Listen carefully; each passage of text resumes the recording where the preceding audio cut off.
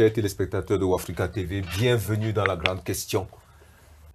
Dans la suite de nos discussions, et nous vous remercions d'avance de prêter l'oreille, d'écouter cette discussion de bout en bout, parce qu'aujourd'hui nous allons discuter de la causalité. Nous voyons le monde tel qu'il se construit, nous voyons le phénomène vivant, nous voyons des instruments qui sont fabriqués, mais quelquefois s'interroger sur leurs sources, sur les sources de ces objets, des manières d'être, des manières de faire, ce n'est pas toujours ce qui nous vient à l'esprit.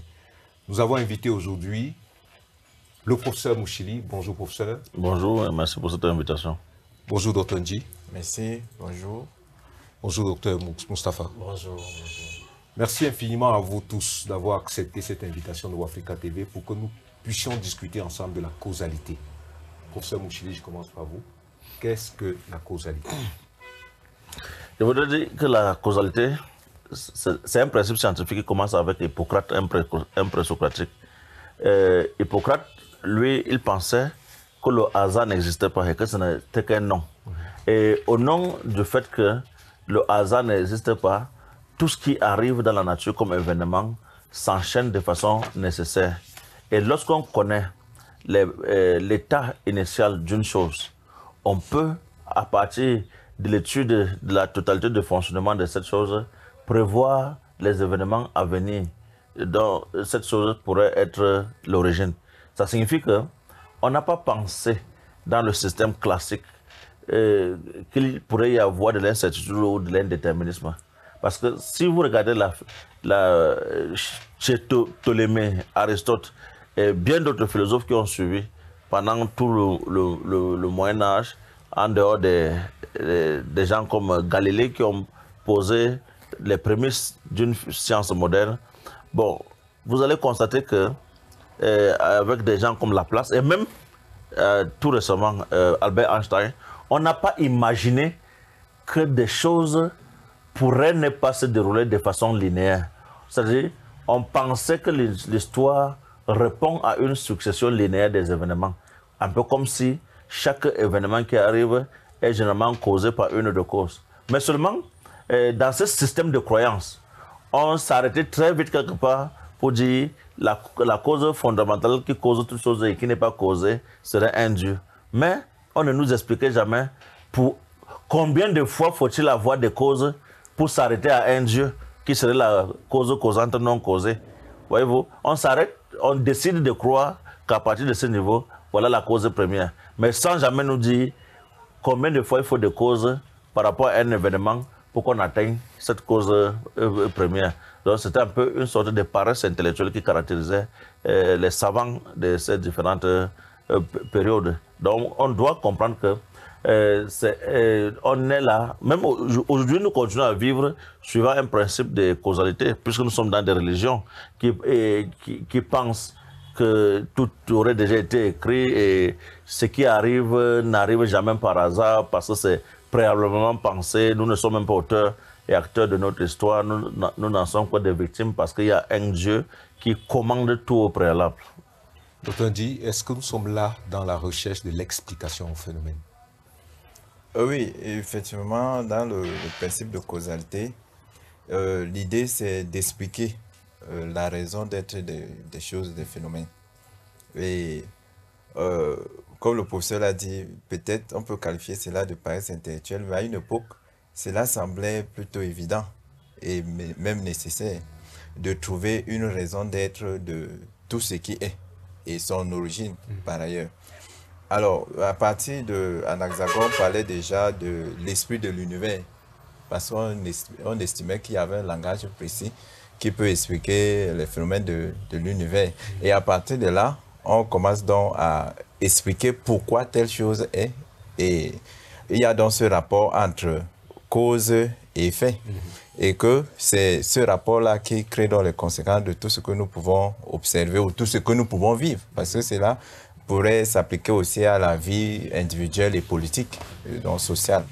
Alors, à ce niveau, on a l'impression qu'on est dans une certitude où on pourrait tout expliquer. On pourrait avoir une loi universelle de tous les phénomènes et de tout ce qui se déroule.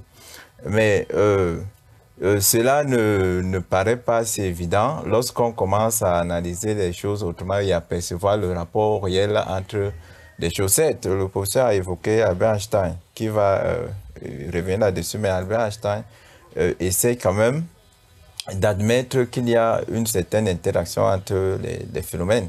Et là, on peut relativiser les choses. D'ailleurs, avant lui, il y avait déjà des personnes telles que David Hume, qui pensaient qu'il y avait plutôt la nécessité de voir derrière la causalité une succession plutôt des événements et qui pourrait un tout petit peu remettre en question la loi de l'absence de probabilité. Parce que s'il y a une succession des événements, ça veut dire qu'il pourrait avoir un éclatement dans la cause première ou bien une dispersion dans la cause première. Donc, bref, d'une manière générale, pour répondre à votre question, l'intention ici était de parvenir à l'explication de l'univers, l'explication des raisons d'être des choses et du monde. Docteur Mohamed, est-ce que la causalité s'oppose, rentre en conflit avec les certitudes? Est-ce que la causalité rentre en conflit avec l'incertitude? Non, la certitude. Avec la certitude, oui. Je ne peux pas répondre par une affirmation parce que à la question que vous avez posée tout à l'heure à Dr Ndi, la question était de savoir si en réalité l'objectif était de vouloir cerner en quelque sorte le phénomène. C'est tout à fait l'objectif qui anime tout bon chercheur, essayer de comprendre le réel. Et dans la période classique, je vais essayer de situer la physique en deux grandes périodes. Dans la période classique, l'objectif des physiciens ou des scientifiques était de comprendre le réel dans sa totalité. Donc on essaie en train de chercher qu'est-ce qui expliquerait en réalité la cause de certains mouvements, la cause de certains déplacements, des faits dans le quotidien de l'homme. Alors, pour expliquer cela, nous pouvons revenir beaucoup plus sur un cas bien connu que le professeur a cité tout à l'heure, Aristote.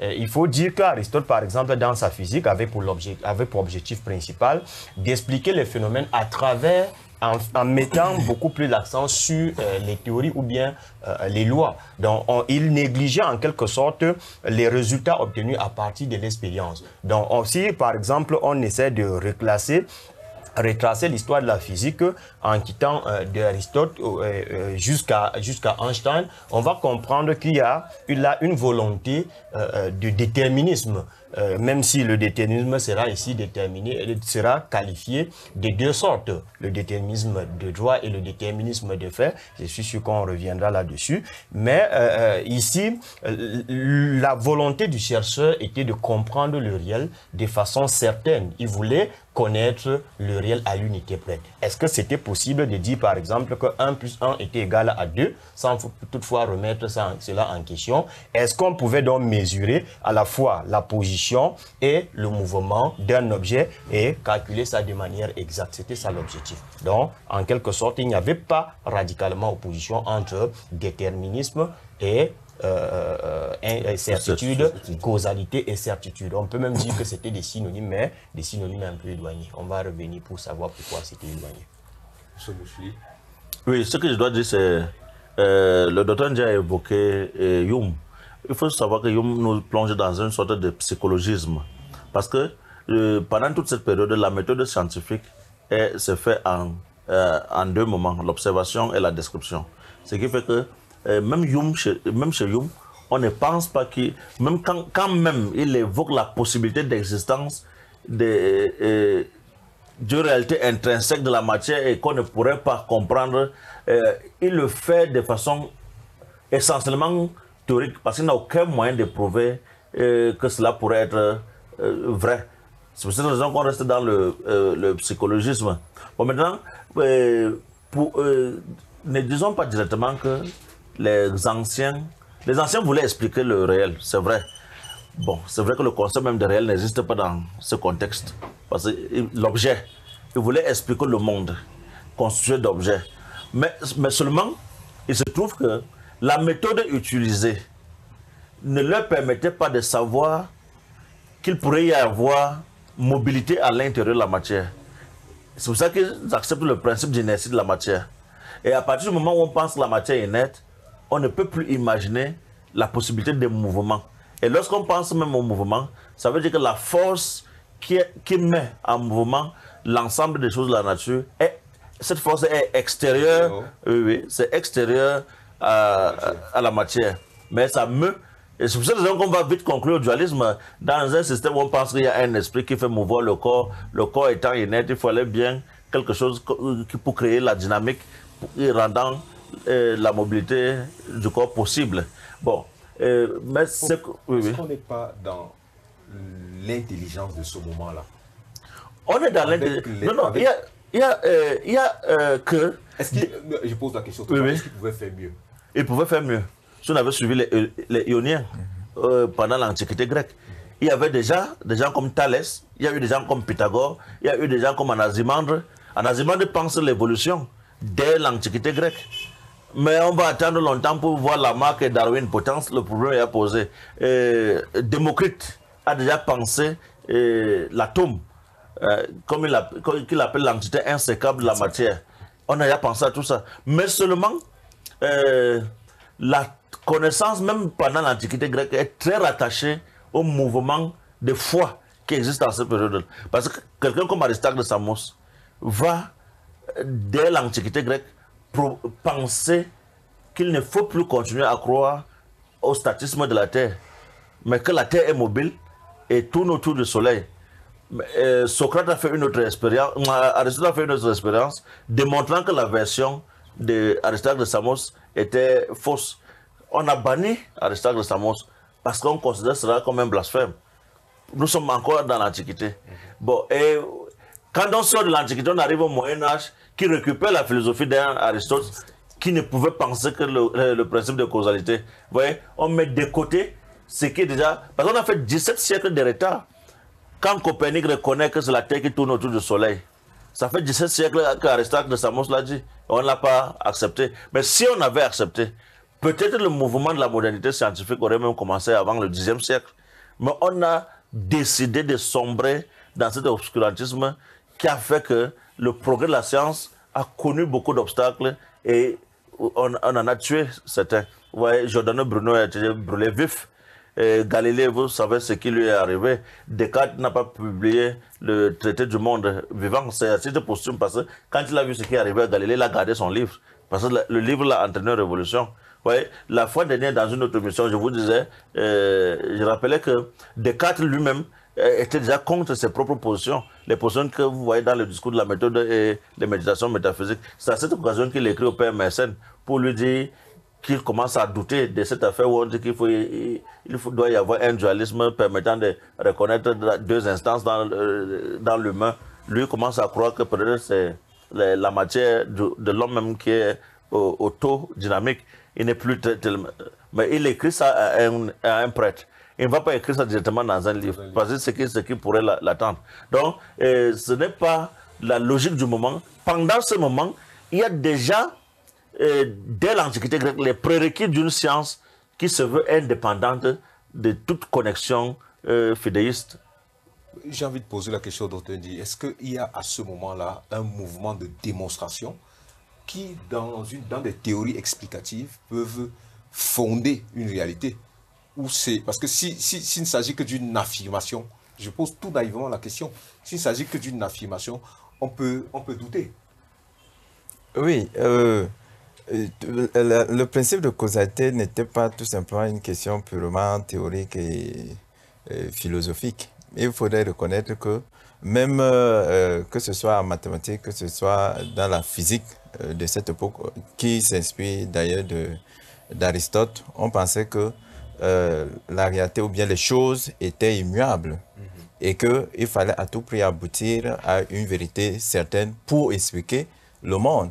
Et alors, cet esprit de certitude, cet esprit de fiabilité dans les explications de la science a permis que les recherches produites à cette époque se focalisent dans la recherche d'une loi infaillible.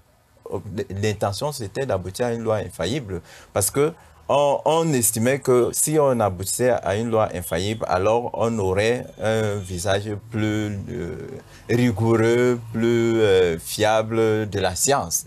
Peut-être c'était là l'erreur de croire que la science, faire la science, c'est parvenir à une vérité générale et absolue. Alors, donc, oui, dans toutes les recherches, ou bien la majeure partie des recherches qui sont menées à cette époque, si nous excluons les acteurs qui rimaient à contre-courant, qui étaient éliminés d'office ou bien ignorés, nous pouvons penser que la science, évidemment, voulait maintenir un socle plus fiable, plus stable dans la connaissance du monde. Et là, tout ce qui tendait au désordre, qui semblait être du désordre, était qualifié de non-science. De la ligne des canons. Oui, justement, c'était qualifié de non-science et était directement éjecté et condamné. Parce qu'il faut savoir que la causalité s'adosse aussi sur la société de cette époque qui voulait qu'il y ait le souverain puisse avoir de l'ascendance sur les sujets. Alors, s'il y a le désordre, ça veut dire qu'il n'y a plus vraiment une autorité, une autorité absolue qui puisse contrôler les esprits et la société. On peut donc croire que les forces peuvent provenir de nulle part. Donc, il fallait maintenir cette logique, et comme le professeur le disait, avec l'idée de foi aussi, qu'il y a une transcendance, il y a un Dieu qui contrôle toute chose. S'il y a un Dieu qui contrôle toute chose, on revient à l'idée de Thomas d'Aquin, qui pense qu'il y a un moteur premier. Donc, s'il y a un moteur premier, ça veut dire que c'est la cause première qui crée les autres causes, qui crée les autres effets de manière successive. Donc, mais si on pense maintenant qu'il n'y a pas de causalité, on peut plonger donc dans le probabilisme. Et cela peut déstabiliser l'ordre, non seulement l'ordre social, mais aussi la foi et la science. Parce qu'on pensait que science veut dire donner des vérités certaines. Docteur Moustapha, déterminisme de fait, déterminisme de droit. Oui. Allons-y. Alors, tout à l'heure, le docteur Ndji a rappelé Saint Thomas d'Aquin en faisant allusion ici à la loi de causalité, en parlant de la cause première. Alors, lorsqu'on remonte, il faut même un peu remonter plus loin pour toucher Aristote, qui serait le premier à penser les 4 causes. La cause première qui serait à l'origine de toutes les autres causes, qui permettrait à la cause matérielle d'être appliquée, à la cause formelle de prendre sa forme idéale et à la cause finale d'être projetée dans le fait. Alors, toutes ces 4 causes, cause première, cause formelle, cause matérielle et cause finale, chez Aristote, seront récupérées par Saint Thomas d'Aquin, et nous savons que les philosophes du Moyen-Âge, parmi lesquels d'Aquin, vont essayer de prolonger la pensée aristotélicienne, parce que tout à l'heure le professeur disait que lorsqu'on remonte, on essaie de retracer l'histoire de la science en remontant sur les principes de causalité, on va comprendre qu'il y aura une partie de la communauté scientifique, et particulièrement les ioniens, qui sera absolument ignorée, et on va embrasser la théorie aristotélicienne. En ce moment-là, maintenant, les physiciens ou bien les philosophes du Moyen-Âge vont donc exploiter la théorie d'Aristote, de 4 causes, pour pouvoir présenter Dieu ici comme étant la cause première, qui sera à l'origine de toutes les autres causes qui vont se succéder. Et c'est là où maintenant il faut revenir pour prendre un peu avec la loi des successions, pour dire qu'en réalité, ce n'est qu'une succession de causes, qui, de la cause première à la cause finale, sera en perpétuel mouvement. Maintenant, lorsqu'on parle de déterminisme de droit, il est juste question de comprendre qu'en réalité, on n'a pas besoin de tester ou bien de faire recours beaucoup plus à l'expérience pour comprendre la fiabilité d'une théorie. Si par exemple, les résultats de l'expérience sont en désaccord avec la théorie, l'unique chose à faire, c'est de négliger ce que nous donne l'expérience en disant que c'est probablement la courte durée de l'expérience et aussi la faiblesse et l'ignorance même qui caractérise la nature humaine, qui aurait peut-être occasionné ce démarquage. Donc là, on fait foi plutôt à la loi pour pouvoir expliquer les faits. Donc on ne fait pas recours aux faits même. Maintenant, lorsqu'on rentre dans le déterminisme des faits, on est sûr qu'en réalité, on n'a plus besoin d'un Dieu surnaturel, d'un être surnaturel qui serait à l'origine de mouvements. Maintenant, on expérimente les faits et on s'est dit que la succession dans les lois permettrait donc aux physiciens de comprendre tout mouvement qui serait soumis ici aux mêmes conditions d'expérimentation. Donc si par exemple je suis dans un laboratoire en train d'expérimenter les faits et qu'à la fin j'obtiens un résultat, je vais négliger à la fois l'ensemble des forces extérieures qui ont influencé le résultat, tout en pensant que même si je suis à l'air libre, alors l'expérience donnera toujours forcément le même résultat. Donc je néglige en quelque sorte l'ensemble des forces extérieures. Et quand par exemple on revient, on peut comprendre cela à partir de la loi de la chute libre, où on essaye de calculer en quelque sorte la vitesse en tenant compte tout simplement de 1/2 de gt carré, en prenant g ici qui représente le centre de gravité. Et par moment on nous dit il faut prendre g égale à 9,8 ou bien g égale à 10 newtons. Maintenant, si on prend g égale à 9,8 et de l'autre côté, on prend g égale à 10 newtons, où est-ce qu'on situe les 0,2 newtons qu'on néglige dans un cas en valorisant dans l'autre cas? Et là, maintenant, on voit déjà que les résultats imposent le recours à l'incertitude, mais le physicien valorise beaucoup plus la loi ou la théorie en négligeant les résultats de l'expérience, en qualifiant cela de la médiocrité de l'esprit du chercheur. Pour ce Mouchili, quand on repart chez ces anciens qui ont bousculé l'esprit canon, les lignes toutes faites de la science, est-ce qu'il y a une expérience scientifique qu'on peut retrouver qui ont permis d'affirmer ceci ou cela? Est-ce qu'on peut retrouver cela? Disons que pendant la période classique, on a pensé que la science était subordonnée à la métaphysique. Subordonnée à la métaphysique. Et vous savez, dans la métaphysique classique, on parvient, par exemple chez Platon, à la connaissance des idées éternelles et immuables. À partir de Platon, même déjà avant Platon, même chez des gens comme Hippocrate, on a pensé le monde divisé en deux sphères. Le monde supralunaire, où on a les idées éternelles, la connaissance est totale et absolument objective. On a le monde infralunaire, qui est notre monde sensible, et où il est difficile d'aboutir à des certitudes dont le nombre de probabilités est égal à l'unité. Et c'est à ce niveau qu'entrent en jeu les différents déterminismes dont il parle, des droits et des faits. Dans les faits, quand on fait les expériences, le principe de loi déterminant l'ordre du déroulement des expériences scientifiques ne s'applique pas parce qu'on n'atteint jamais un résultat dont la probabilité est égale à l'unité. Alors, dans les faits scientifiques, il n'y a jamais eu de déterminisme. Jamais. C'est parce qu'on subordonne la science à la métaphysique qu'on pense absolument. Et Hippocrate dit bien, même Laplace dit, selon qu'on sera capable d'améliorer les instruments et sa capacité d'apprivoiser la nature, on aura à un moment donné un résultat exact. Donc il n'est pas possible qu'on arrive à ce niveau-là. Et vous voyez que chez Descartes dit déjà que si l'homme sait que les premières semences de la vérité sont mises en lui par Dieu et qu'il évite la précipitation, il sera incapable d'erreur. Il sera possible qu'il fasse des choses dans lesquelles il n'y aura pas d'erreur. Donc chez Descartes, l'erreur n'est pas un des déterminants de la nature humaine comme nous le savons aujourd'hui. Chez Descartes, il y a possibilité de construire des idées, de construire des réalités telles que l'erreur n'existe pas dans l'enchaînement de nos différentes démonstrations. voyez, ça c'est des positions absolument métaphysiques qui vont déterminer le mode d'application de la méthode scientifique.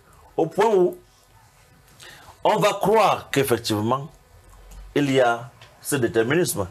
Et quand nous arrivons peut-être à quelqu'un comme Albert Einstein qui continue à croire à la possibilité de déterminisme, c'est sa pensée religieuse. Parce que lui-même dit qu'il ne peut pas démontrer le principe de déterminisme absolu.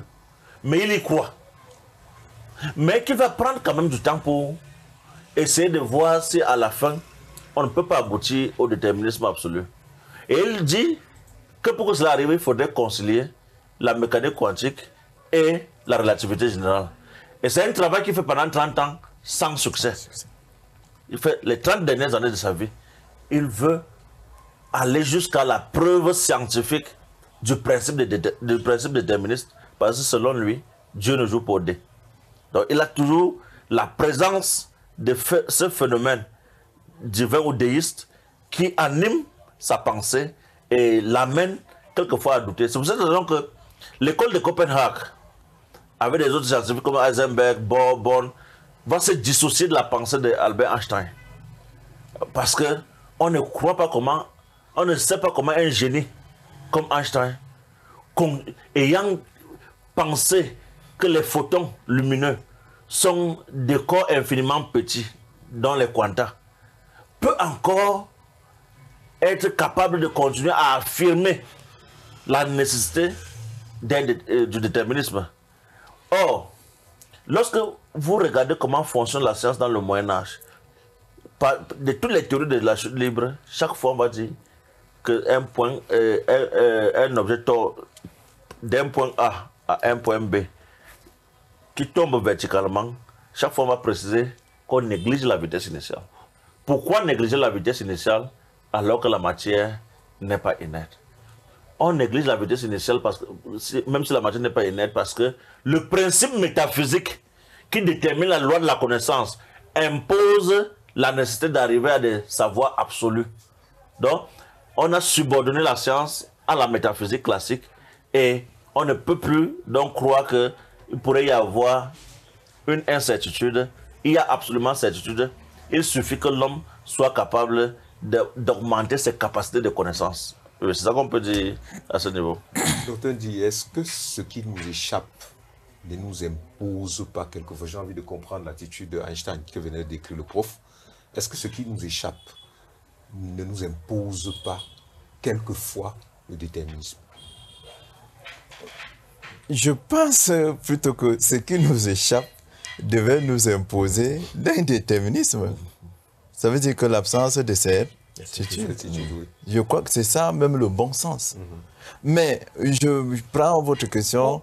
Oui, je vous comprends. Oui. Je dis seulement que ça, c'est la perception première. Oui. Je dis que normalement, on devait plutôt voir les choses telles qu'elles sont et comprendre que si quelque chose m'échappe, ça veut dire que je n'ai pas de certitude. Et nous voyons, comme le professeur l'a dit, à tous les niveaux dans les théories scientifiques qui ont été proposées à cette époque, on voyait de façon insigneuse la présence de l'incertitude qu'on rendait négligeable. On estimait que cela ne pouvait pas entacher les résultats qui sont opérés dans les mêmes conditions d'expérience. Mais le problème de fond, c'est, je le pense encore, c'est le système politique en place. Parce qu'il fallait que la science corresponde à la foi. La science était la foi, croire.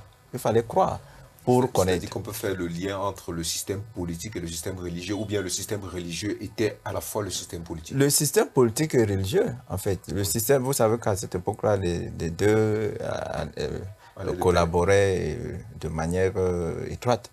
Mais je dis que les résultats, je l'ai d'abord dit tout à l'heure, tous les penseurs, tous les chercheurs n'allaient pas dans le même sens. Mais on avait circonscrit une logique de politique qui établissait la bonne et la mauvaise science. Oui. Ce qui fait qu'on faisait la promotion de la mauvaise science comme la bonne. Et c'est celle-là qui a pris de l'ampleur. certes, elle a proposé des résultats, mais elle était à côté du langage réel de la nature. Ce qui fait que, plus tard, quand Max Planck va découvrir la présence de quanta, il y aura un problème. Parce que vous voyez que même les célèbres scientifiques comme Albert Einstein doutent de l'incertitude. Ils trouvent que c'est assez improbable, c'est impossible de mettre la science sur des bases ainsi, des bases qui paraissaient instables. Il fallait parvenir à une science plus sûre, fiable, qui pourrait permettre à l'humanité de comprendre le monde. Alors, comme le professeur le disait, lui-même il va se battre à écrire une formule qui nous donnerait une loi universelle de toutes choses. Je dirais même la loi de Dieu, un principe divin. Et là, cela devait justifier qu'effectivement, c'est le déterminisme qui fait foi. Mais il ne parviendra pas. Bon, ce qui est vrai, les recherches continuent. Peut-être plus tard, on se rendra compte que l'incertitude est aussi un autre égarement, ne sait-on jamais. Mais ce qui est sûr actuellement, toutes les recherches montrent que la logique qui a été imposée comme un diktat dans le monde de la science et de la politique était une erreur. Effectivement. D'ailleurs, il y aura une forte incidence, même chez les philosophes politiques tels que Hobbes, qui vont imaginer qu'il y a un état premier de l'homme et que c'est à partir de là qu'on peut commencer à penser la société. Donc, nous pensons que la causalité a peut-être permis à l'humanité de questionner le réel, de mener des recherches, d'expliquer certains phénomènes, mais n'a pas permis à la science en tant que telle de faire des progrès importants. Docteur Moustapha, à partir de quel moment est-ce que la rupture s'impose? Il faut dire qu'en réalité, tout à l'heure, au moment où j'ai pris la parole pour la première fois, j'ai parlé de l'histoire de la science et de la physique en particulier, en déterminant cela en deux moments. J'ai parlé de la période classique et de la période moderne.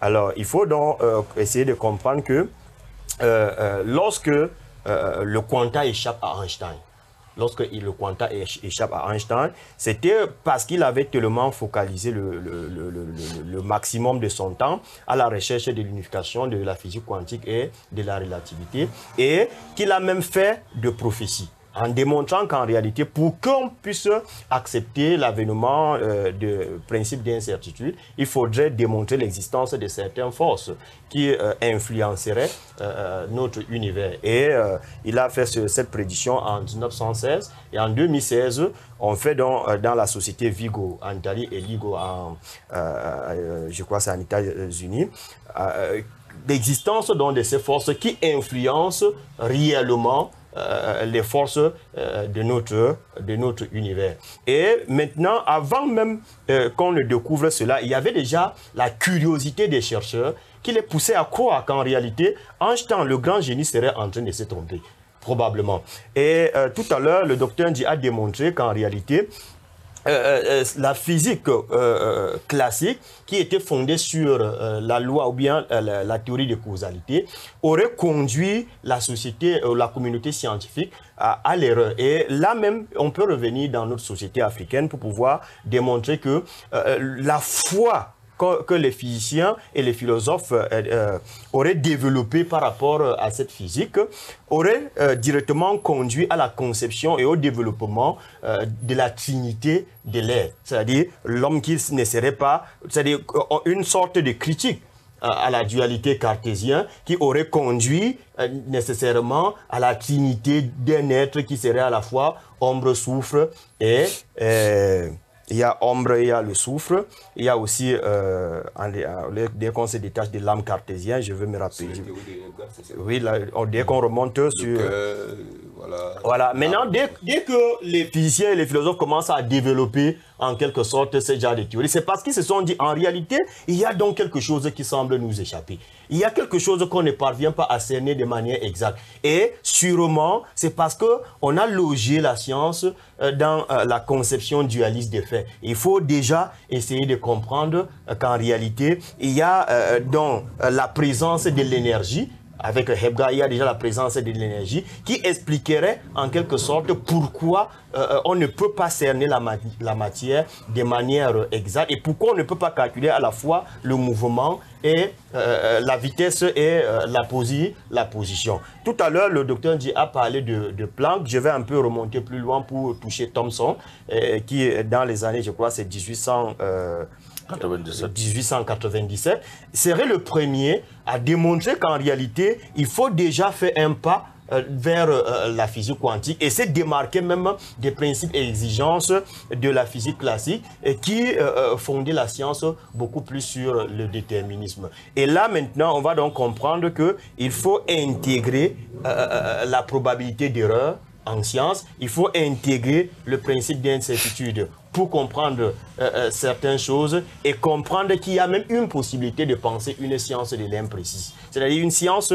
que l'homme ne pourrait pas maîtriser de manière exacte, une science que l'homme ne pourrait pas facilement, qui ne permettrait pas à l'homme qui permettrait plutôt à l'homme de mieux comprendre le réel comparativement à la période classique où, dans l'explication des faits, il était obligé de négliger certaines forces en qualifiant cela des forces qui n'influenceraient pas la construction d'une théorie. Donc, il faut donc dire que c'est à partir de Thomson, Planck, que la théorie, quand les physiciens vont donc dépasser le principe de causalité tel qu'elles ont été pensées par Hippocrate et la suite. Professeur Mouchili, est-ce que si on va sur les questions de démarche, est-ce que la notion de postulat de raisonnement n'est pas le problème à ce moment?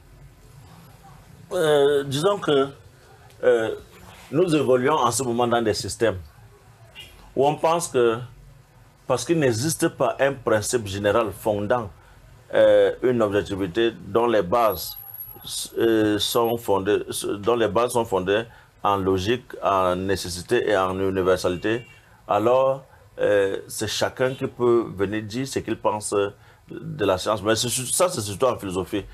En science, quand même, il y a une ligne directrice qui était le déterminisme, c'est vrai, ou la certitude. Mais ce qu'on doit dire, pendant que la science évolue, sachant que les deux côtés sont en train d'évoluer, sauf que il y a une science qui sera officielle et admise, et une science qui ne sera pas officielle. Et c'est la science qui n'est pas officielle qui réussit dans ces expérimentations. Et c'est ça qui va amener la Renaissance, avec la révolution des médecins en Italie, parce qu'on ne peut plus accepter de croire que, selon le pape, la peste dont sont victimes les Européens en ce moment-là est une punition divine. Alors, en Italie, les gens ont essayé de soigner la peste et ça a marché. C'est pour ça que la Renaissance est appelée la Renaissance italienne. Parce que ce mouvement révolutionnaire commence en Italie. On réalise que ce que le pape doit imposer n'est pas nécessairement ce qui doit être. Il faut accepter que la science évolue librement. Mais l'Église a été plutôt un facteur limitant pour le progrès de la science. Vous voyez, la dissection était interdite. Il faut voir quand William avait découvert la circulation sanguine, quand il fait son annonce, il sait qu'il ne va pas survivre. Parce que la dissection est interdite même sur des animaux. Comment as-tu fait pour savoir que dans l'organisme d'un être vivant, il y a du sang qui circule, alors que c'est interdit de disséquer même une souris? Vous voyez, dans quelle situation il se trouve quand il finit par faire cette découverte? C'est parce que, comme je vous l'ai dit dès le départ, la science avait été subordonnée à la métaphysique. Et la conception métaphysique du réel est de nature à ne pas tanguer, à ne pas bouger. Et on voulait aussi que la science y parvienne. Or, ce n'était pas cela. Quand vous voyez les grandes sociétés scientifiques, en Italie, il y avait eu une charte pour démontrer au peuple qu'on va se contenter d'observer sans jamais dire quelque chose qui pourrait bousculer la chaise de Dieu au ciel.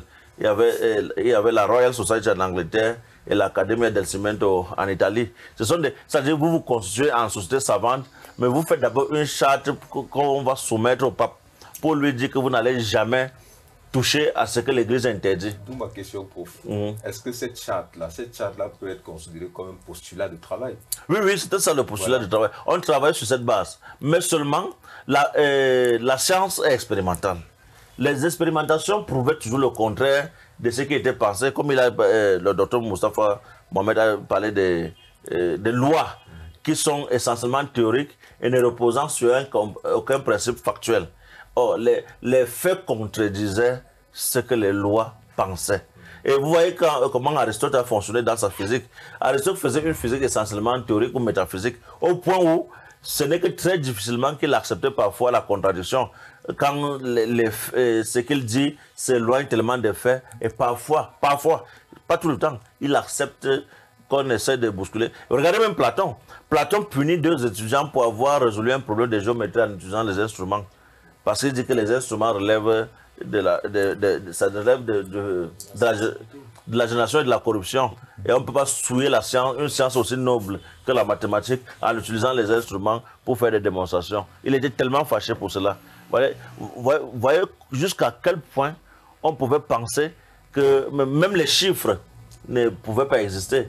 Parce que quand chez Platon, il parlait d'unité, de couple d'unité, parce que vous savez, le chiffre ne peut pas exister s'il n'existe pas de la matière qu'on doit pouvoir compter. Oui, oui. Mais comme il faut que la connaissance soit idéale, on ne doit pas entacher le savoir de tout ce qui relève de la sensibilité.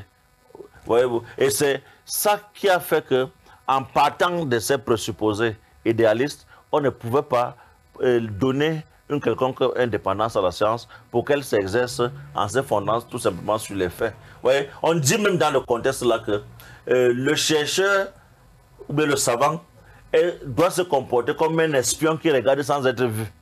Ouais. Comment vous pouvez regarder sans que votre subjectivité n'essaie de donner forme à ce que vous êtes en train de regarder?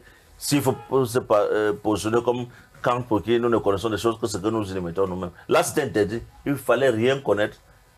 Il valait mieux ne pas chercher à dire que tu connais, au lieu d'aller dire que par rapport à ta subjectivité, on pourrait orienter la recherche de cette manière ou de telle autre manière. Et c'est pour cette raison qu'à un moment, Galilée était en Courroucée a dit, contentez-vous de nous dire comment on va au ciel, laissez-nous le soin de vous dire comment on va au ciel.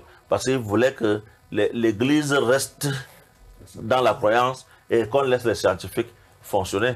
Oui, oui, c'est un peu cela. Mais dire qu'il y a eu une sorte de déterminisme factuel, ça n'a jamais existé en science. Le déterminisme, dans les faits, n'a jamais existé.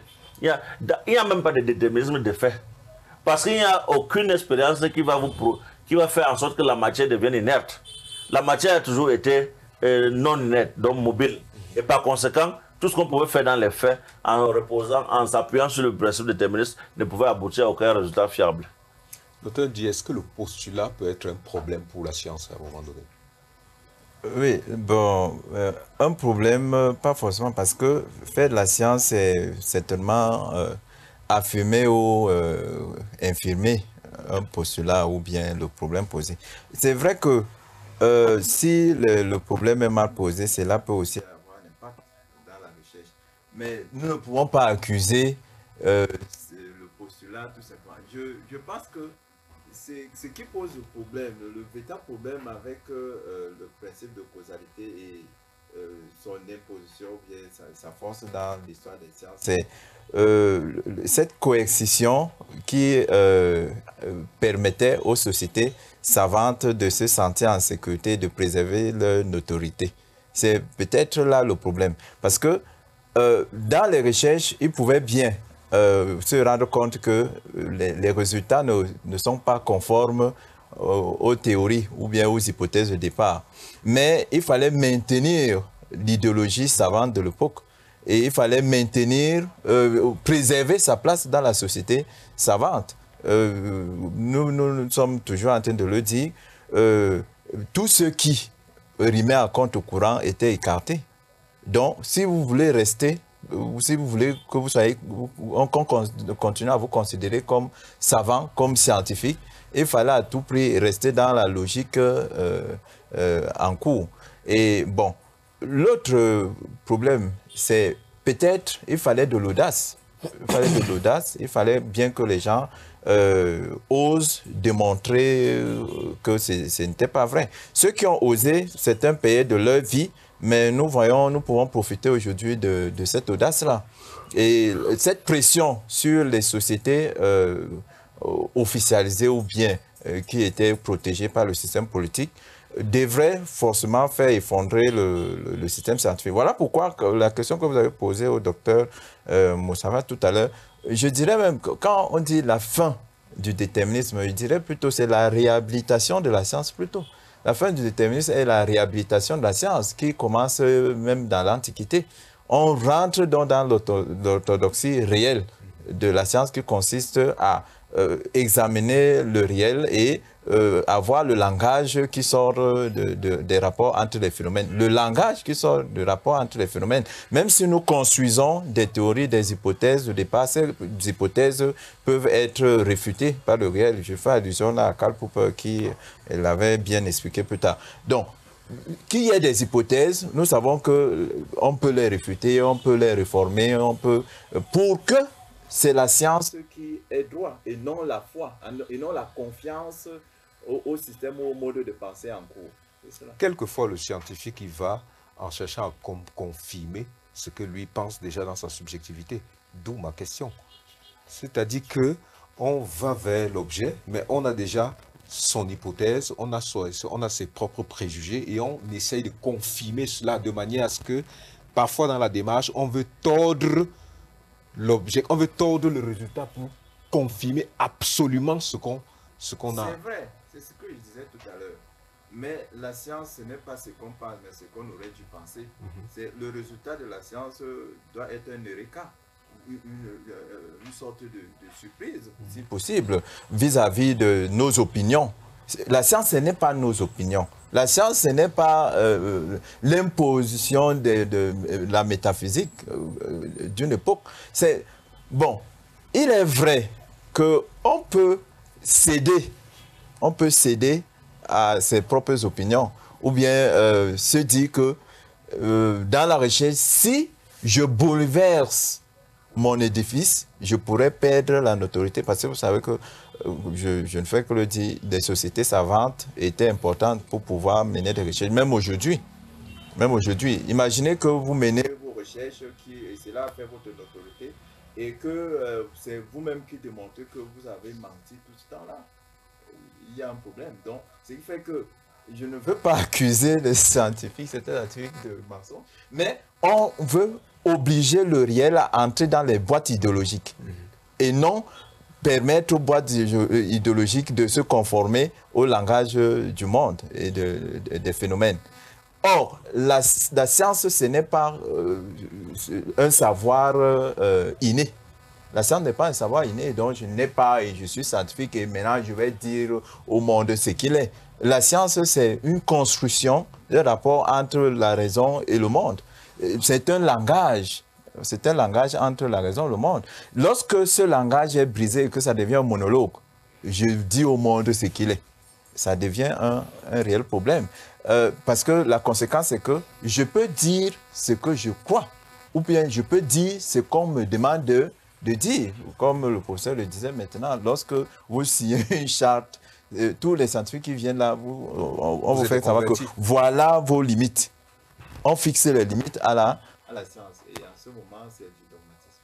Docteur Moustapha, quelle attitude pour le chercheur par rapport à l'objet si l'énergie est dans la matière et que c'est la matière qui se révèle?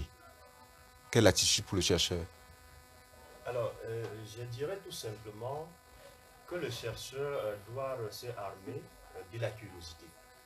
De la curiosité parce que, en réalité, en allant vers le réel, même si le chercheur est doté d'une subjectivité élevée, et qu'il croit fermement qu'il pourra réellement atteindre le résultat escompté, il y a une probabilité qu'à la fin de sa recherche, il trouve plutôt autre chose. Vous pouvez entrer dans votre laboratoire, vous avez des postulats, vous avez des hypothèses. Maintenant, après avoir vérifié vos hypothèses, vous constatez plutôt que ces hypothèses-là ne sont pas confirmées, mais plutôt infirmées. Mais quand même, à la fin de votre expérience, vous allez sortir de votre laboratoire avec quelque chose. Il y a forcément un résultat. Mais sauf qu'en réalité, si par exemple, on est en train de faire la science en développant une foi vers la religiosité scientifique qui est à l'heure, par exemple la religiosité scientifique qui aurait dominé la période classique, c'était le déterminisme et beaucoup plus le principe de causalité. Et il fallait y croire. Maintenant, s'il faut faire dans la science pour sauver sa peau, c'est-à-dire une science qui peut vous permettre de publier des articles, qui vous permettrait de passer à travers les sociétés savantes pour pouvoir publier les articles afin de vous faire connaître à l'échelle internationale. Alors vous êtes parfois canalisé, vous êtes parfois obligé de vous arrimer et de faire ce que le docteur Ndi a appelé tout à l'heure une forme de croyance en un système déjà préétabli. Et lorsqu'on parle de système, il faut donc comprendre qu'il y a comme une forme de cercle où tout le monde est appelé à respecter les lois. Maintenant, s'il faut aller vers le réel, ayant déjà un ensemble de lois préétablies que vous devez forcément ou bien obligatoirement respecter afin que vos résultats soient en accord avec ce que dit déjà votre charte ou bien votre loi, alors il faut savoir que vous serez directement en train de faire une science qui ne pourra pas permettre à l'humanité d'évoluer, mais une science qui va certainement plaît beaucoup plus à votre société savante, mais une science qui ne va pas vous permettre d'affronter le réel et d'essayer de le cerner. En ce moment-là, il faut nécessairement que le scientifique soit armé d'une dose de curiosité, de courage, parce qu'en réalité, à côté de la curiosité, il faut qu'il soit courageux. Il faut qu'il soit courageux parce que, généralement, soit il y a deux problèmes qu'affronte le scientifique lorsqu'il est en pleine recherche. S'il est déjà vers la fin de sa vie, on parle parfois de la peur de l'âge. Il ne sait pas si en démontrant, par exemple, la fausseté, comme pour emprunter le terme du docteur Ndi tout à l'heure, de ses propres recherches durant toute sa vie, il ne sera pas en quelque sorte ridiculisé vers la fin de sa vie. Mais il faut savoir oser. Le scientifique, même si en réalité, on entreprend les recherches et que la mort vient nous récupérer avant qu'on ne termine cela, il faut être sûr qu'à la fin, il y aura des chercheurs qui vont emprunter ces pistes et puis permettre à votre nom d'être reconnu comme étant celui qui aurait initié ces recherches. Il y a aussi l'autre peur qui influence plutôt les jeunes chercheurs. On se demande toujours si on est en train d'emprunter le bon chemin. Est-ce qu'on ne sera pas écrasé par le maître? Mais Nietzsche nous avait déjà fait comprendre qu'en réalité, il faut toujours se armer lorsqu'on est chercheur d'un marteau qui pèse réellement. Et à partir de ce marteau, vous devez écraser les dogmes. Et il a établi deux grands types de dogmes. Il y a le dogme religieux et le dogme rationnel qui est plus dangereux encore que le dogme religieux. En prenant en compte le dogme rationnel, on se rend compte que lorsque la rationalité est cloisonnée, lorsque la rationalité est déterminée, canalisée par un système, alors le chercheur n'a plus la liberté et il faut nécessairement un libéralisme qui viendra comme un coup de pouce permettre aux chercheurs de se détacher du système afin de penser le monde autrement. Lorsque le chercheur envisage déjà de penser le monde autrement, il y a la possibilité pour la science d'avancer. Mais lorsque le chercheur est enfermé dans un système où il ne peut penser et croire qu'en fonction des théories et des principes de sa religiosité scientifique, alors la communauté scientifique ne pourra pas facilement avancer. Professeur Mousseli, j'ai envie de sortir du système pour Oui. regarder la relation qui existe entre le chercheur et son objet, tout simplement. Est-ce que le chercheur peut se départir de sa subjectivité? Non, l'objectivité scientifique est fondée en la subjectivité. Ouais. Même en mécanique quantique, lorsque on parle du comportement d'un quantum, c'est par rapport à la position de l'observateur. Aucun résultat, aucune démarche physique quantique ne se fait sans qu'on tienne compte de la position de l'observateur. Oui, oui. Parce que le réel ne se donne pas à nous tel qu'il existe dans son état initial. Nous ne percevons qu'un aspect modifié du réel. Et c'est cet aspect modifié, c'est sur cet aspect modifié que nous travaillons pour construire l'idée que nous avons aujourd'hui du monde. Ça signifie que une subjectivité, mais qui se déploie en intersubjectivité, est ce qui caractérise la science. J'entends par intersubjectivité ce principe d'objectivité. Ça veut dire, mais il ne s'agit pas d'une subjectivité qui conduit au relativisme. Non. On est peut-être dans la relativité, mais pas dans le relativisme. Ça veut dire tout le monde dans la même position verrait la même chose. Mais on ne verra pas la même chose de la même manière si les positions sont différentes pendant l'observation. Je ne sais pas si on se comprend. Voilà. Là, ce sont les jeux de la subjectivité. Et nous savons que la raison elle-même est rusée. Sauf qu'il y a des principes permettant d'établir la fonctionnalité du réel en tenant compte de la masse et de la quantité de mouvements que ce réel exerce pendant un temps déterminé. Et ça signifie que il y a toujours de la subjectivité en science, mais pas une subjectivité subjectiviste. Voyez-vous, Einstein a eu la présence d'esprit en faisant l'expérience des phénomènes quantiques de penser la possibilité de faire de la matière une entité égale à l'énergie, au point où on peut, à partir de l'observation d'un électron, envisager la quantité d'énergie qu'elle déploie pendant qu'elle est en mouvement, ceci en fonction de sa masse et du carré de la vitesse de la lumière.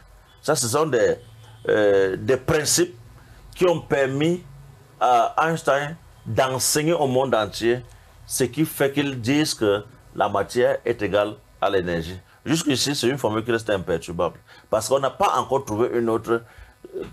C'est même difficile parce que c'est difficile d'avoir un autre élément qui va à une vitesse plus supérieure à celle de la lumière.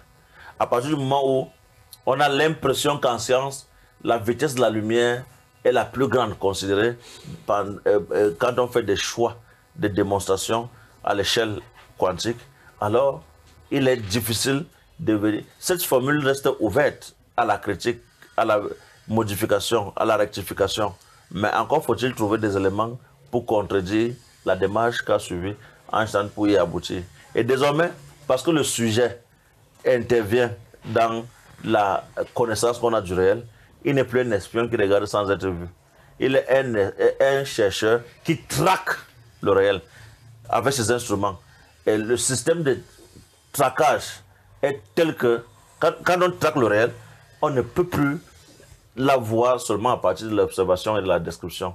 On est obligé d'inventer d'autres instruments qui vont quantifier, qui vont mesurer et qui pourront prévoir les événements que peuvent produire les différents objets que nous utilisons en science. Aujourd'hui, la science est davantage, se fonde davantage sur les principes de précision et de prédiction parce qu'on a su aller dans sa situation intrinsèque pour penser ce qu'elle serait si on la mettait en mouvement.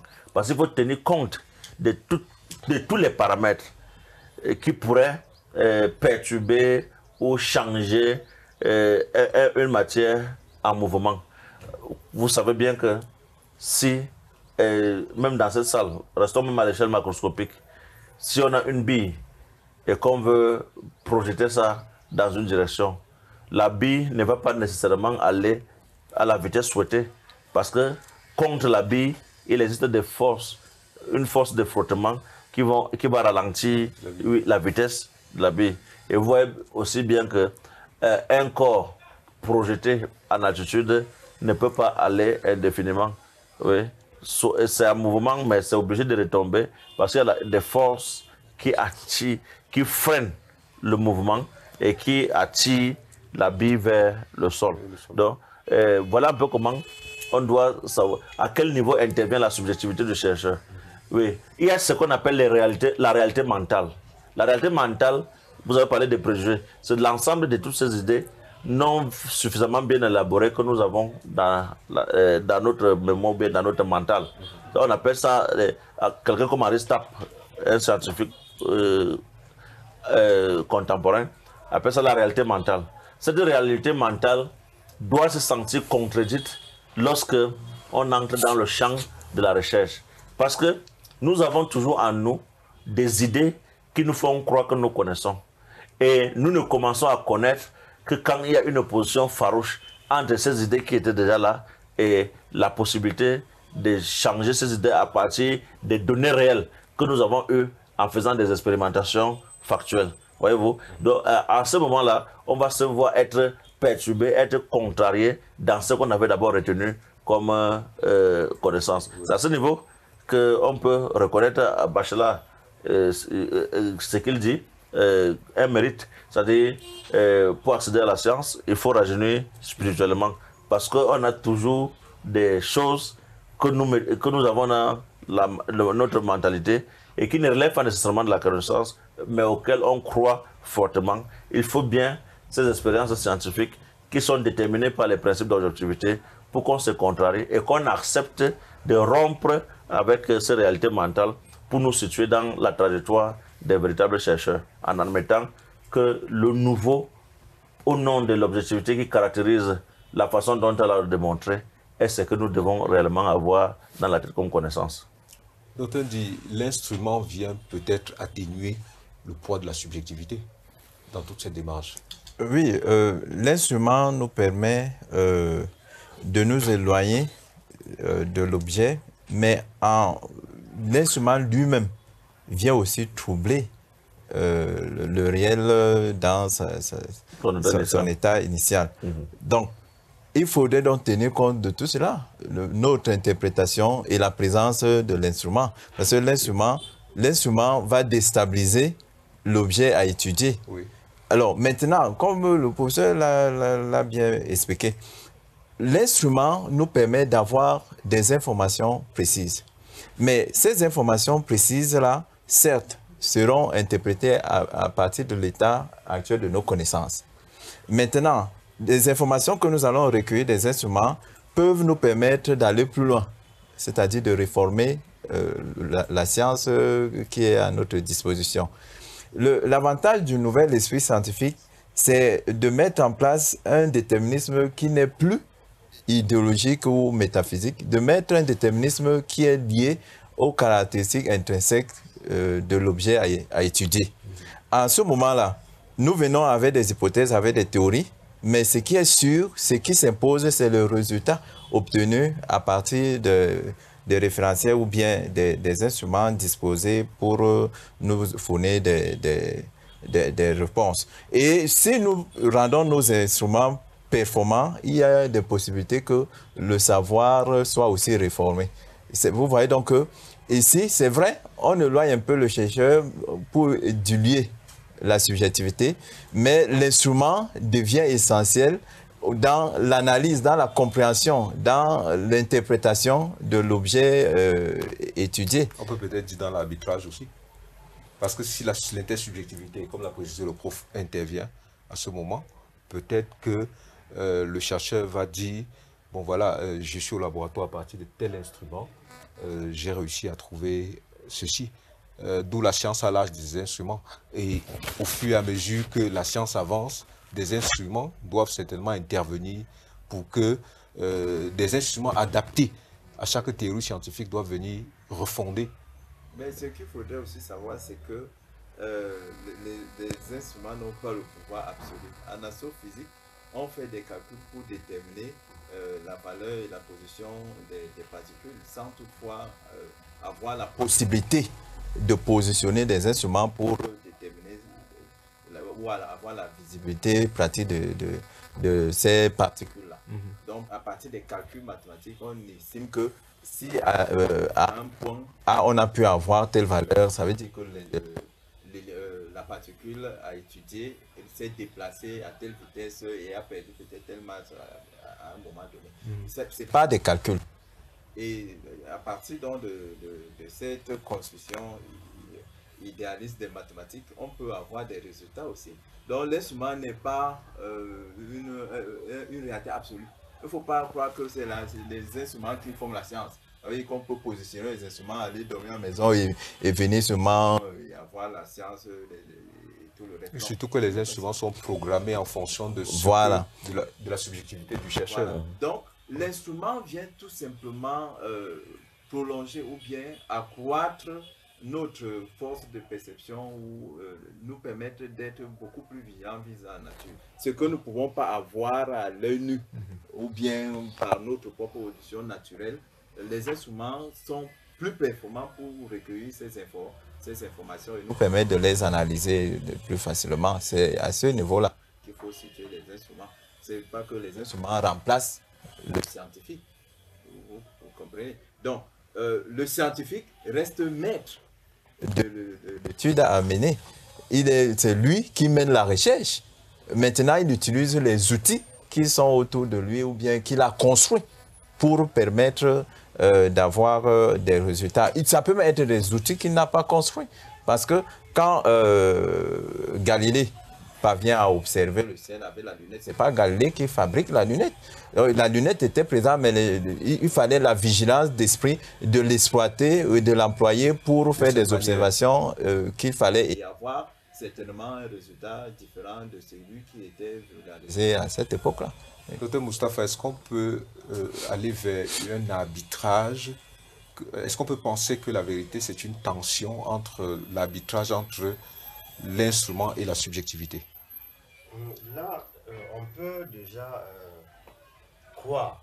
On peut croire parce qu'à un moment donné, il faut dire quand même que le scientifique, à un moment donné, commence à croire. Il commence à croire même à ce qu'il pense. Il commence à se dire en réalité, à partir de mes expériences, il y a forcément des choses qui m'échappent, mais il y a quand même quelque chose que j'ai obtenu à la suite de mes expériences. Maintenant, si à partir de la liaison ou bien de l'interaction entre le sujet, entre la pensée, l'œil, entre l'œil et l'appareil, entre l'appareil et le réel, il y a une interaction. Et cette interaction parfois provoque du frottement et cause parfois la négligence de certains éléments qui auraient entré et permettre ici au chercheur de confirmer ou d'infirmer son hypothèse du départ. Mais à la fin de sa recherche, il parvient quand même à obtenir ici un résultat. Et ce résultat, généralement, si on revient vers Bachelard, serait obtenu grâce à l'instrument que le chercheur lui-même a utilisé. Et il faut donc revenir, par exemple, chez Aristote pour comprendre que l'instrument ici sera plutôt le prolongement de la vision du chercheur. Le docteur Ndiaye a dit tout à l'heure, ce n'est pas l'instrument qui mène la recherche, c'est plutôt le chercheur lui-même, à partir de sa subjectivité, qui programme l'instrument pour pouvoir faciliter les calculs. Si par exemple, je dois, à travers mon cerveau, calculer un objet et passer peut-être 30 minutes, 1 heure de temps, je peux à travers un ordinateur, et peut-être aujourd'hui avec l'avènement de l'ordinateur quantique, calculer très rapidement et déterminer le résultat à l'unité probablement plus approché. Là, le cerveau peut me permettre de trouver le résultat, mais le résultat que va peut-être me donner l'ordinateur sera plus rapproché que le résultat que je peux obtenir grâce à mon propre raisonnement. Maintenant, si par exemple entre l'instrument et la subjectivité, on peut parler d'une sorte d'arbitrage, je dirais oui, parce qu'en réalité, au moment où on parle d'intersubjectivité, ce n'est ni l'instrument qui donne le résultat, ni la subjectivité du chercheur, c'est une interaction entre la subjectivité et l'instrument qui conduit le chercheur à un résultat qui n'est pas forcément le résultat attendu lorsqu'il est entré dans le laboratoire. Donc, l'hypothèse peut être infirmée par l'instrument et le chercheur peut encore se ressaisir et recommencer l'expérience en disant non, ce qui est su peut-être, je me suis trompé quelque part, j'ai peut-être très mal manipulé l'instrument et il recommence l'expérience. Parfois, il a raison. Parce qu'en réalité, étant donné que c'est lui-même qui programme l'instrument, il peut avoir peut-être commis l'erreur au moment de la manipulation. Ou à défaut, il a tort. Et il constate que lorsqu'il fait l'expérience à plusieurs reprises, il parvient toujours au même résultat. Et à partir de là, il peut donc avoir un résultat qui d'ailleurs ne sera pas accepté par la communauté scientifique de manière consensuelle, mais par la vérification des autres sociétés savantes qui vont aussi essayer d'appliquer l'expérience à leur niveau pour essayer de comprendre ce qu'il a obtenu comme résultat. S'il y a donc conformité, alors on va accepter parce que les faits sont généralement déduits en science. Si vous dites quelque chose et que les faits ne confirment pas, alors il faut prendre une recul et rejoindre Karl Popper pour pouvoir falsifier et essayer donc de rechercher un résultat plus probable. Professeur Mouchili, après tout ça, on a vraiment l'impression qu'il n'est pas évident d'être un scientifique efficace au XXIe siècle. Bon, on est des scientifiques efficaces au XXIe siècle. Seulement, l'interprétation métaphysique et l'intuition du scientifique peuvent nous faire croire que la science est corrompue par notre subjectivité. Que non. La science n'est pas corrompue par notre subjectivité parce que les instruments qui, à l'échelle quantique, ne donnent pas de façon simultanée la position et la vitesse d'un électron, par exemple, ces instruments conduisent, ces expériences conduisent à une autre interprétation des données, de données de champ subatomique. Ça signifie que, à ce niveau, ayant répertorié les différents types de quanta, on peut supposer qu'un quantum d'une nature X présent dans un atome précis peut avoir le même comportement qu'un quantum de la même nature, mais présent plutôt dans un autre atome. À partir de ce moment-là, on peut faire une interprétation et dire que si pendant cette expérience, nous n'avons pas réussi à avoir la vitesse et la position, connaissant la nature de quantum étudié, on peut supposer la vitesse si on a eu la position. Ça, c'est ce qu'on appelle le principe de complémentarité, qui est une interprétation métaphysique du réel. Et qu'est-ce qui fait ça? L'intuition du scientifique peut l'amener à supposer peut-être à partir de la masse, ou à partir de la célérité, ou à partir du type d'atome dans lequel on travaille. Mais toujours est-il que la subjectivité ne va pas déborder le cadre du principe de relativité pour devenir une forme de relativisme qui entre en science et détruit la structure de la valeur objective de la démarche scientifique. Il faut toujours savoir que malgré la présence possible d'une subjectivité, il faudra aussi savoir que quand je parle d'intersubjectivité, il ne s'agit pas de la relation entre l'objet et le sujet. Il s'agit du fait que ma façon de procéder pour faire une démonstration peut convaincre un autre sujet, et de sujet en sujet, nous construisons une base qui va plutôt fonder une convention et non plus l'état d'un raisonnement qui indique la valeur de vérité qu'il faut utiliser ou bien la formule qu'il faut utiliser pour aboutir à un quelconque résultat. Prof, et si la convention devenait une conviction? La convention ne peut pas devenir une conviction parce que la convention ne peut pas être le seul principe permettant de statuer sur la science. Il faut que, même s'il y a convention, que cela émerge d'un processus d'élaboration objective d'une idée ou d'un raisonnement qui mène à un résultat précis et qui peut être accepté par tous pour devenir convention. On ne peut pas dire que E est égal à MC carré, résultat d'une convention, c'est-à-dire l'entente entre les chercheurs. Non. On peut dire, par exemple, que Descartes est le père de la modernité française en philosophie. Là, c'est une convention. Ce n'est pas le résultat d'une démonstration. Mais quand on fait des démonstrations, c'est la rigueur dans l'argumentation qui va convaincre. La précision dans l'usage des instruments.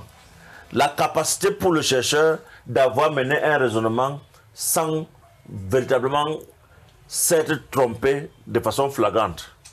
C'est à ce niveau qu'on voit comment émerge la conviction scientifique. Ce ne sont pas des impressions. Bon, ça signifie que les vérités scientifiques, même si on va les rendre conventionnelles, ne résultent pas d'un processus de mise en commun des idées entre les chercheurs.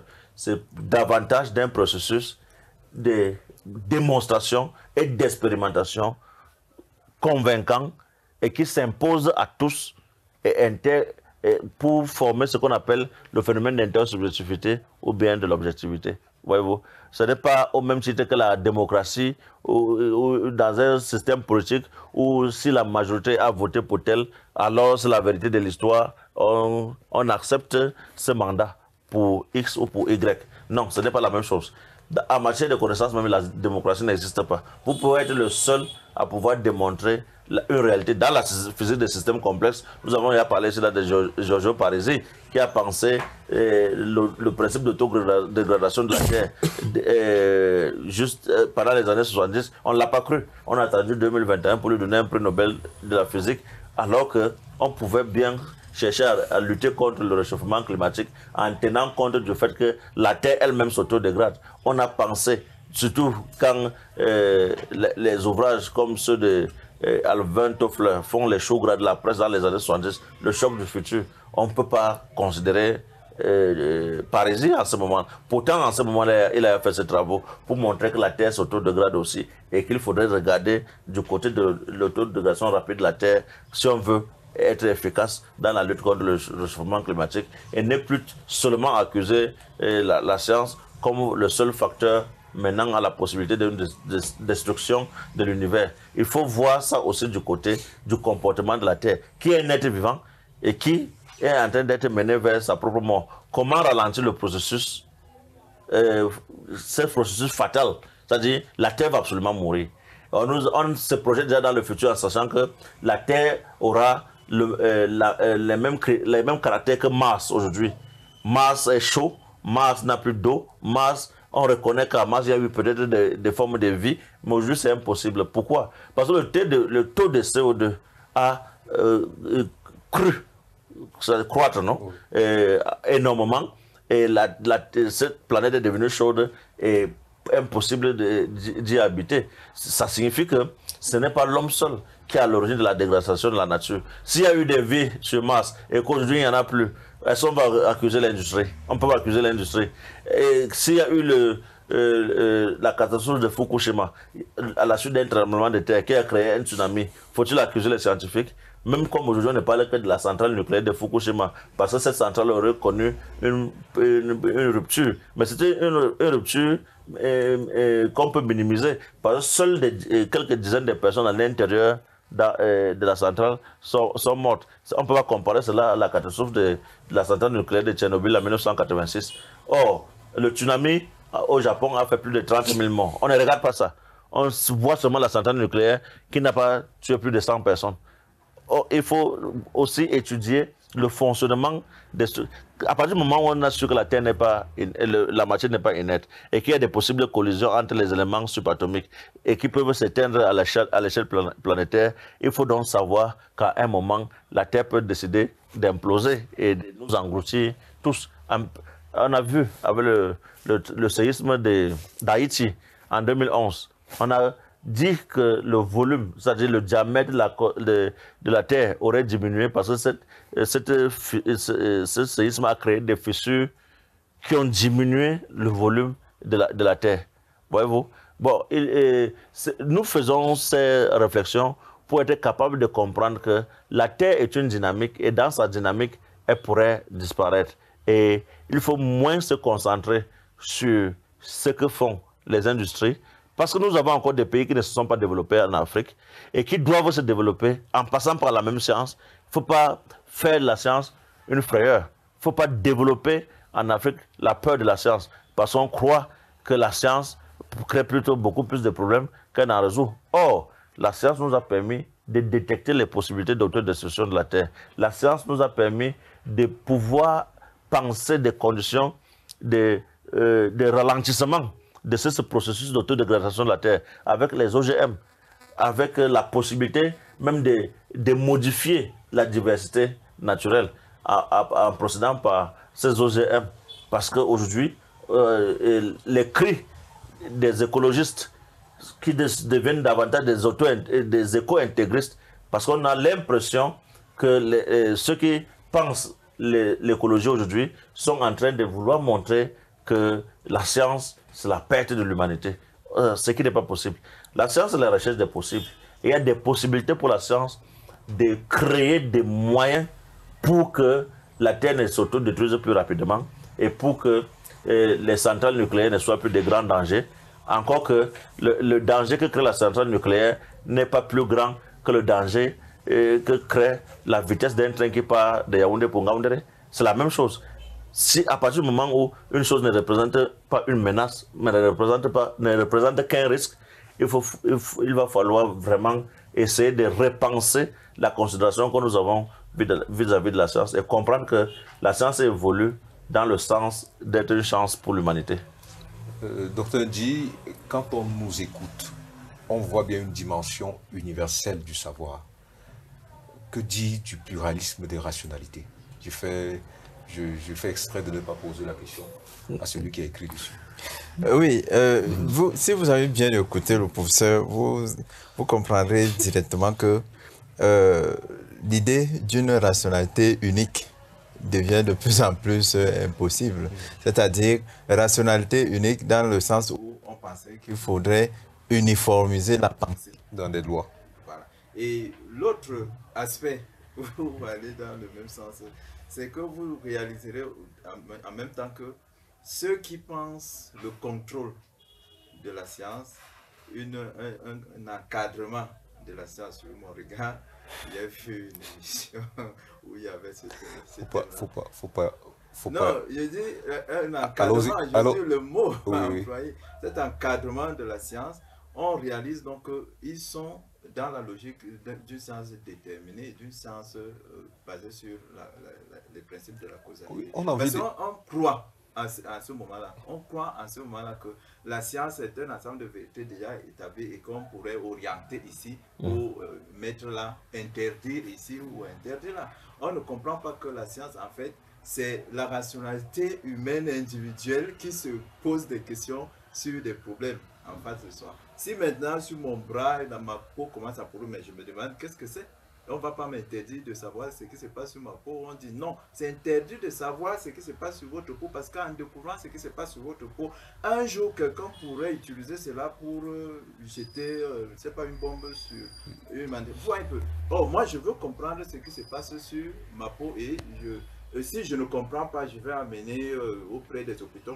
Mais on ne comprend pas, on va appeler un spécialiste. Mais on ne comprend pas, on va prendre les prélèvements, envoyer dans des laboratoires. Et le premier groupe ne comprend pas, le second groupe utilise d'autres techniques, ne les comprend toujours pas, et ainsi de suite. Juste à ce qu'un groupe détermine qu'en fait, voilà ce qui se passe. Et on dit, mais attendez, fermez ces recherches-là. Et bon, qu'est-ce qui va se passer?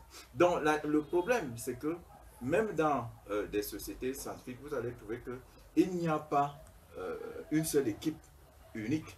Il y a plusieurs équipes qui étudient en même temps une réalité ou bien un phénomène ou un sujet et s'interpellent et se proposent des sujets. Même dans le domaine de l'ingénierie aujourd'hui, c'est ce qui explique la présence des grands groupes d'industrie ou bien des milieux d'industrie comme aux États-Unis où plusieurs sociétés s'installent parce qu'on se passe des informations dans les recherches qu'on mène ici et là. Donc, vous avez compris que je parle de la Silicon Valley. Alors, oui. Donc, à ce niveau-là, on ne peut pas contrôler, on ne peut pas décider de ce que la science doit connaître et de ce que la science ne doit pas connaître.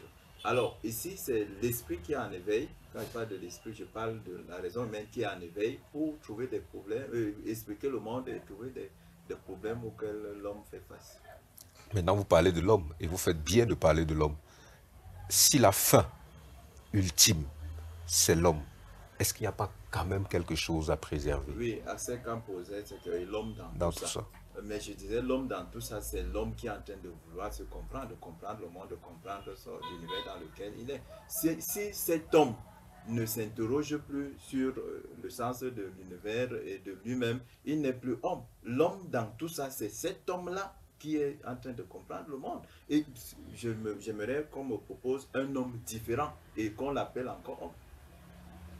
Dr Moustapha, pour sortir, est-ce qu'on n'a pas transformé l'homme pour en faire un outil même de cette science-là? Qui a transformé cet homme? Lui-même, monsieur. Non, c'est la question que je vous retourne. Si réellement on mis pour l'homme qui cherche les conditions d'existence plus favorables. Si en réalité le scientifique entre dans un laboratoire et qu'il commence à mener des recherches, c'est parce que la condition de vie qui existe déjà n'est pas favorable à l'existence humaine. Alors, on cherche donc des conditions, des possibilités d'une vie... pour avoir le meilleur homme. Pas pour avoir le meilleur homme. Si par exemple on revient peut-être, si vous voulez peut-être revenir dans la bioéthique, là, dans le transhumanisme, dans les biotechnologies, là ce serait l'idéal. Parce qu'en réalité, si l'homme d'aujourd'hui est un homme faible, qui ne pourra pas affronter les aléas de la vie, qui ne pourra pas être rentable, qui ne pourra pas apporter des solutions à son existence, alors il faut déjà essayer d'améliorer sa condition de vie. Surtout que l'homme même qui semble critiquer, l'homme pensé par le transhumanisme ou bien par les biotechnologies, est lui-même déjà modifié. Il est soit un homme modifié, soit un homme augmenté. Je vais prendre un cas simple. Il n'y a pas, je ne sais pas, je ne pense pas qu'il y a quelqu'un parmi nous qui n'aurait jamais eu à prendre un paracétamol. Si vous avez déjà pris, ce sont des substances chimiques que vous avez introduites dans votre organisme dit naturel. Ça veut donc dire que vous avez accepté la modification de votre organisme. Et ben voilà, si je peux encore prendre le cas du professeur et vous êtes des hommes augmentés. Vous avez à la fois encore les lunettes.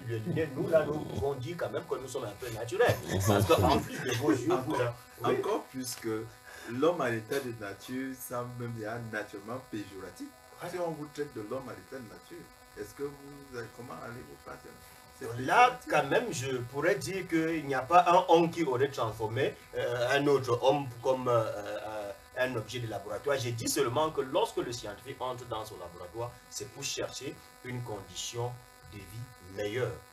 Parce que la condition qui existe n'est pas adaptée à l'évolution de l'homme. Sans aucune hypothèse de fondement pour ce monsieur. Non, disons que l'homme vit dangereusement et ne vit que dangereusement. La vie de l'homme ne tient qu'à une corde raide. Et toutes les entreprises humaines sont inscrites dans la logique de l'exploitation de tous les dangers possibles. Et même si on veut penser une éthique d'existence, c'est de savoir comment vivre dans le danger sans en mourir. Il ne s'agit pas de savoir comment ne plus créer le danger. Toute action humaine est invention du danger. Voyez-vous? Tout à l'heure, je disais, le nucléaire, une centrale nucléaire, n'est pas plus dangereuse qu'un bus qui part de Yaoundé pour Garoua à 100 à l'heure, par exemple. C'est-à-dire, vous courez les mêmes risques. La centrale nucléaire peut connaître une rupture, le bus peut connaître un accident. Dans les deux cas, il n'y a pas plus de danger ailleurs. Il n'y a pas plus de danger dans le bus que dans la présence d'une centrale nucléaire. Et c'est le nucléaire qui favorise le développement de l'industrie tel que nous connaissons notre niveau d'industrialisation aujourd'hui.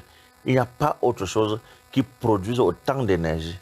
Et je prenais dernièrement un exemple à une émission ici où je disais que c'est grâce au nucléaire que les Français ont en Europe le coût de l'électricité le plus bas.